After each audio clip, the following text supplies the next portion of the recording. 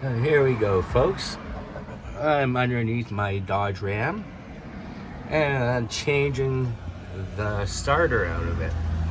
Starter just let go on me there when I was doing some fishing. I was lucky to actually get it going there. I had some vice grips on me and I bypassed the solenoid wire, the brush wire going to the solenoid. I was able to get it started again, luckily, and get it back home. And then now I got the starter out, as you can see.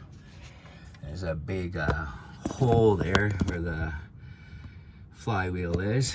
The bell housing is here, as you can see. So I just took it out, and the most important thing when you change a starter is the power wire going to your solenoid. So you don't want to put that back dirty. So as you can see, I just started sanding it, and I want to take most of that grit off of it. So as you go along, you want to clean what you do. So I guess I could just put the camera like that there, and just show you a little bit of sanding.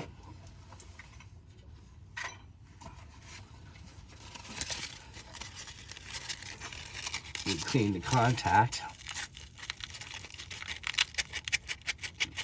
There's a lot of amperage, and you want a good contact, especially with 12 volts. It's such a low voltage. You want to make sure when you put everything back that it goes back nice and tight as well. So that ensures that there's a good contact as well. So I'm sanding even the top of it, as you can see.